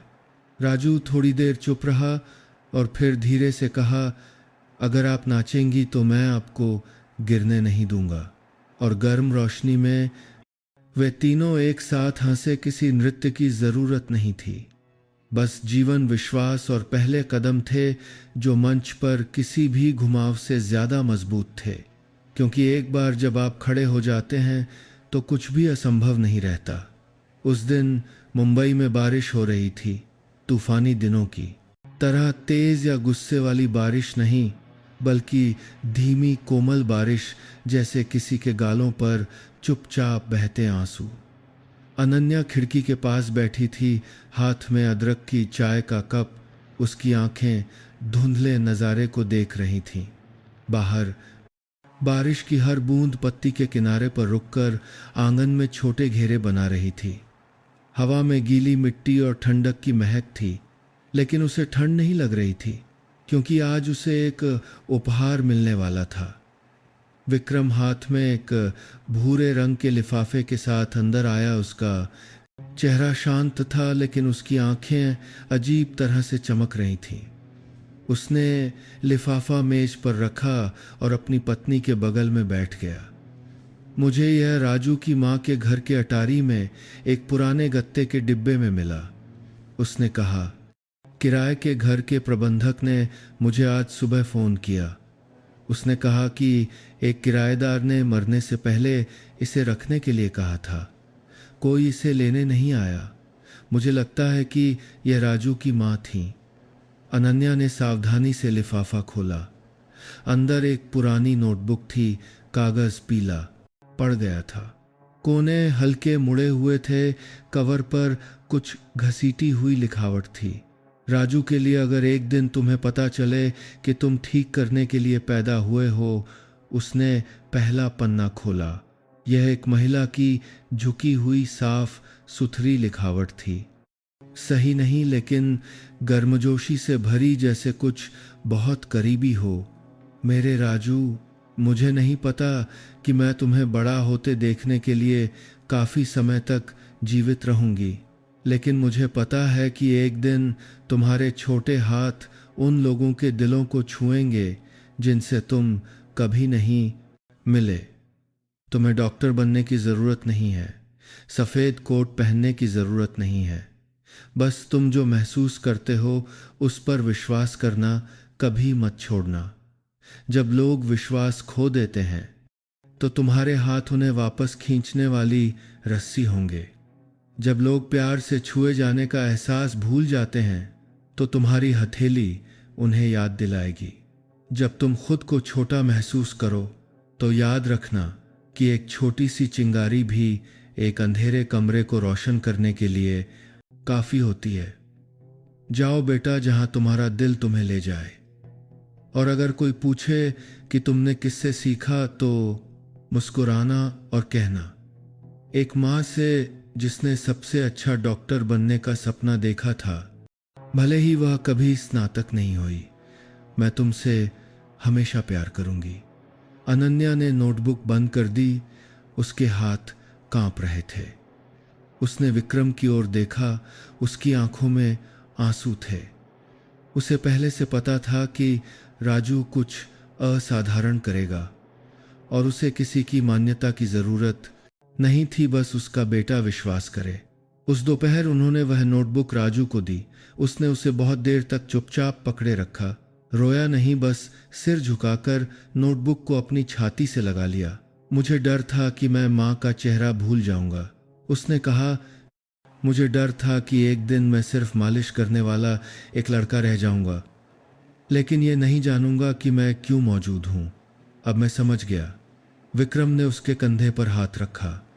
तुम सिर्फ मौजूद नहीं हो राजू, तुम जी रहे हो और दूसरों को भी जीने के लिए प्रेरित कर रहे हो। राजू ने अनन्या की ओर देखा। वह महिला जो कभी दर्द में स्थिर थी, अब रोशनी से भरे कमरे के बीच में चमक रही थी। अगले हफ्ते जिला सामुदायिक केंद्र में एक छोटा सा समारोह आयोजित किया गया, जहां राजू का पुनर्वास समूह आधिकारिक तौर पर एक सामुदायिक परियोजना बन गया जो रेड क्रॉस से जुड़ा था। विक्रम ने सभी उपकरणों और कानूनी सहायता को प्रायोजित किया। अनन्या मानद सलाहकार थीं और राजू आधिकारिक तौर पर प्रवर्तक था, भले ही वह अभी सिर्फ 9 साल का था। कोई बड़ा मंच नहीं, कोई फूल या गुब्बारे नहीं, बस उन लोगों का एक घेरा जो कभी दर्द में थे, जिन्होंने कभी उम्मीद खो दी थी, अब एक साथ बैठे थे। एक लड़की संगीत पर अपने हाथ हिला रही थी। एक बूढ़ा आदमी अपने उस दोस्त को हाथ हिला रहा था जिसने उसके साथ अभ्यास किया था। और उनके बीच वह छोटा लड़का जिसकी आंखें ऐसी चमक रही थीं जैसे उसे रास्ता पता हो। अंत में राजू को भाषण देने के लिए आमंत्रित किया गया। वह खड़ा हुआ, दोनों हाथों से माइक्रोफोन पकड़े हुए। मैं बोलने में अच्छा नहीं हूं, मैं बस सबको बताना चाहता हूं कि मेरी माँ कहती थी कि जो हाथ महसूस कर सकते हैं वही हाथ ठीक कर सकते हैं। मुझे लगता है कि आज मैंने यहाँ ऐसे बहुत से हाथ देखे हैं। पूरे कमरे में तालियां गूंज उठी, भाषण के लिए नहीं बल्कि उस भावना के लिए। एक भावना जो आंसू, विश्वास और बिना शर्त प्यार से बोई गई थी। उस रात जब सब चले गए थे, विक्रम ने अपनी कार एक नदी के किनारे एक छोटे से खाली भूखंड के सामने रोकी। उसने अनन्या और राजू की ओर देखा। मैं यह खरीदने की सोच रहा हूं, उसने कहा। हम एक छोटा सा केंद्र बनाएंगे, अस्पताल नहीं, स्कूल नहीं, बल्कि एक ऐसी जगह जहां राजू जैसे लोग सीख सकें और दूसरों की मदद कर सकें। राजू ने अपनी आंखें बड़ी कर लीं। मैं शिक्षक बनूंगा। अनन्या हंसी, मुड़कर उसके हाथ पर धीरे से थपथपाया। नहीं, तुम पहले व्यक्ति होगे जो अंदर आएगा और हर दिन आखिरी व्यक्ति जो जाएगा। राजू ने कोई जवाब नहीं दिया, बस चुपचाप उस जमीन को देखता रहा। आसमान धीरे धीरे अंधेरा हो रहा था, लेकिन उसकी आंखों में एक नई सुबह अभी अभी शुरू हुई थी। कुछ साल बाद राजू और माँ हीलिंग सेंटर आधिकारिक तौर पर काम करने लगा। कोई बड़ा विज्ञापन बोर्ड नहीं, बस गेट के सामने एक छोटा सा बोर्ड था जिस पर एक ही पंक्ति लिखी थी, जहां महसूस करने वाले हाथ हार न मानने का कारण ढूंढते हैं। और जब भी कोई पूछता उस लड़के को ठीक करना किसने सिखाया, जवाब हमेशा होता था उसकी माँ ने। सुनने के लिए, समय देने के लिए धन्यवाद। अगर आपको वीडियो का कंटेंट सार्थक लगा तो लाइक, शेयर करने या नीचे कमेंट करने में संकोच न करें। आपकी हर सलाह, हर भावना जो आप साझा करते हैं, हमें अगले वीडियो को पोस्ट करने और सुधारने के लिए प्रेरणा देगी। अगले वीडियो में आपसे फिर मिलेंगे। दोस्तों, आप सब कहाँ से देख रहे हैं? आपको ये कहानी कैसी लगी? मुझे कमेंट्स में ज़रूर बताइए। ईश्वर से प्रार्थना है कि आप सभी हमेशा स्वस्थ, सुखी और सुरक्षित रहें। अगर आपके पास भी कोई ऐसी ही दिलचस्प कहानी है तो उसे हमारे साथ ज़रूर साझा करें। हमें आपकी कहानी सुनकर बहुत खुशी होगी।